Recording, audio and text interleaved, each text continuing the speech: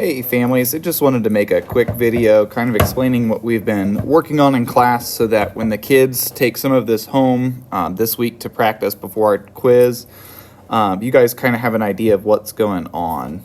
So what we've been doing is working on adding and subtracting mixed numbers, and addition with regrouping, and then for the subtraction with borrowing. And so the students received a page that it looks like what's on the screen now. I cut this one in half. This is just the addition problems, and then when you scroll down a little bit, these are the subtraction problems. So when we look at the addition problems, to scaffold this a little bit for the kids to get the step-by-step down that need it, I made this sheet here. The students have a whole packet that has several of these pages in it, and we have done this entire sheet, both addition and subtraction, in class. So this work should be done, but if it's not, I would highly encourage them to use this page. So I just want to kind of go over how to use this page and then what we can practice on for them to get the skills they need to. So it got cut off a little bit in the printer, but this box says rewrite, what I'm underlining right now, rewrite. And then we have addition, regroup, and answer. And so the way that we've been treating it in class, we'll just use this bottom one right here that I'm going to highlight in yellow as an example. So when we rewrite it, all right, I'm just having the kids simply rewrite the question. All right. And then we move on to our next box, which is the addition. All right. And in the addition box, what I've been telling the kiddos is that I don't want them to regroup anything in this. I just want them to add it. And so I've been encouraging the kids to put them on top of each other. And so I'll do both. A lot of the students really just kind of like putting them side by side. I put the dotted line here to separate place values. And so when we add these together, when you add fractions, the denominator does not change. And just as a reminder, the denominator is this bottom number highlighted in yellow. The numerator is the top number highlighted in pink. And so when we add these together, only the numerator changes. And so this answer comes out to 11 sevenths. And then 3 plus 4 is 7. All right, and so we have our answer here.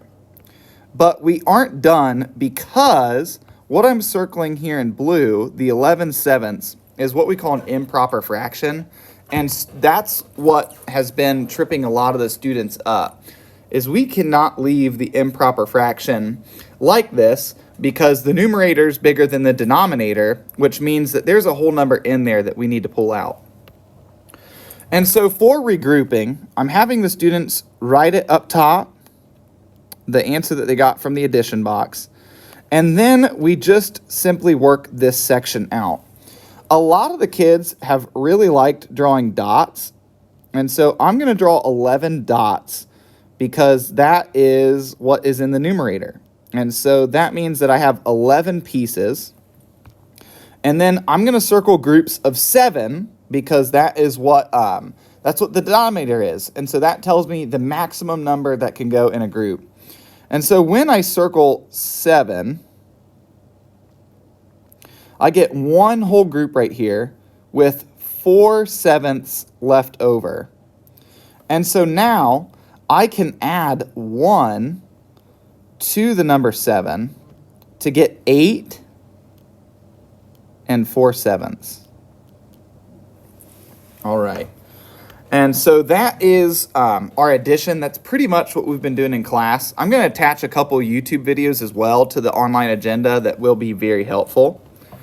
And so now when we go to subtraction, we have rewrite, borrow / improper, subtract, and answer. I'm going to heavily encourage borrowing, but I can also make a separate video for improper.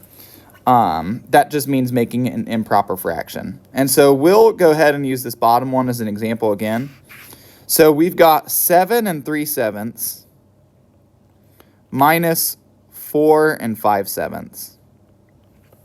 All right, this one, it is very important that we set this up kind of up and down, because it's going to be easier for us to borrow like this. And so I've got my stuff separated out, place value again.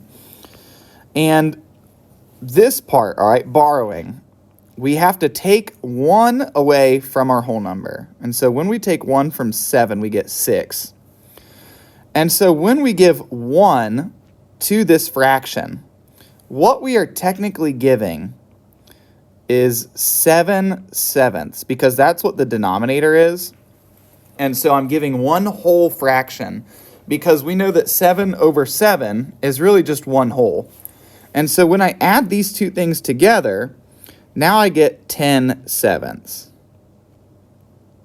And so I go to my next box and I put in my new number of 6 and 10/7 minus 4 and 5/7. So now I can continue, because I couldn't take 5/7 away from 3/7 originally. So that's why we had to borrow in order to create or to complete that problem. So here, when I go ahead and subtract, I got 10 minus 5. So again, our denominator does not change. So we've got 5/7 and then 6 minus 4, which is 2, for our final answer of 2 and 5/7. All right, so that's how these 2 pages work. Again, I'll attach some videos that we've watched in class that have been very helpful. I want to talk a little bit about this additional problems page. So here was for kiddos who are really ready for these bigger numbers, all right, like the double digits where you have to regroup both the whole numbers and the fractions. And so I made 20 questions, 10 addition, 10 subtraction. And the students can complete those in the blank box page. There, it's just extra workspace, and that is going to be the last 2 pages of the packet that they have. If you have any questions on how any of this works, feel free to reach out. That's what we've been working in class, and that is what they're probably going to bring home for some homework tonight regarding those additional practice problems to be ready for a quiz on Thursday. All right, guys. Thank you. Have a great rest of your day.